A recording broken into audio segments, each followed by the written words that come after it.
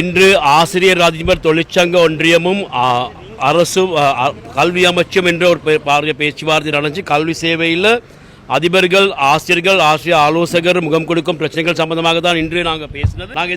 இன்று நாங்கள் விசேஷமாக கல்வியில் இருக்கிற முக்கியமான பிரச்சனையாக இருக்கிறது ஆசிரியர்களோட பதவி உயர்வு சம்பந்தமாக. 1 லட்சத்துக்கு மேல் ஆசிரியர்களோட பதவி உயர்வு இல்லாமல் இருக்குது.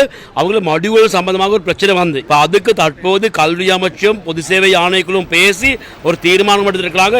வருகிற கிழமை அது சம்பந்தமாக சுற்றறிக்கை வெளியிட்டு ஆசிரியர்கள் பதவி உயர்வுகளுக்கான அவங்களுக்கு அதுக்கான சர்க்குலர் வெளியிடப்படும். அந்த சர்க்குலர் படி மாடியூல வந்து 2025 6ஆம் மாதம் தான் நடைமுறைப்படுத்த தீர்மானிச்சிருக்குது. அதுவரை அவங்க அதை விடுவிச்சிருக்குது. அவங்க அதுக்கான சுற்றறிக்கை வெளிவரும். அதோடு அது சம்பந்தமாக இன்னைக்கு உறுதியாக சொன்னாங்க.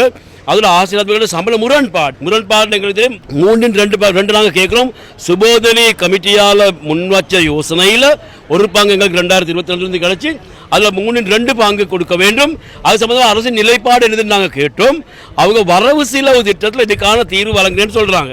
அதோட அரசு ஊழியர்கள் பொதுவாக சம்பள அதிகரிப்பு பற்றி சொல்றாங்க. நாங்கள் எதிர்பார்க்கிறோம் இந்த வர்ற வரவு செலவு திட்டத்தில் அதில் இதுக்கான நடைமுறைப்படும். அப்படி இல்லாமல் இருந்தால் தான் எங்களுக்கு அடுத்த காரணங்களுக்கு பேசலாம். அதில் நாங்கள் எதிர்பார்க்கிறோம் வருகிற வரவு செலவு திட்டத்தில் இது சம்பந்தமாக தீர்மானங்கள் கிடைப்பும் நாங்கள் உறுதியாக எதிர்பார்க்கிறோம் இந்த பிரச்சனைக்கு.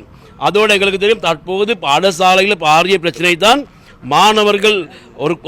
ஒரு வகுப்பில் மாணவர்கள் 35 பேர் தான் இருக்கணும். இப்போ அது வரையிட்டு 2012ஆம் ஆண்டு ஒரு உயர் நீதிமன்றம் தீர்ப்பு கொடுத்தது. 2016ஆம் ஆண்டு இருந்து பாடசாலையில் ஒரு வகுப்பில் இருக்க வேண்டும் 35 மாணவர்கள்.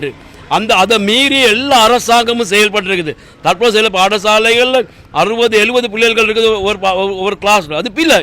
அதனால் நாங்கள் இந்த உயர் நீதிமன்ற தீர்ப்புக்கு அமைய ஒரு பாடசாலையில் மாணவர்கள் இருக்கலாம் 35 பேர் வைக்க சொல்லி நாங்கள் கேட்டோம்.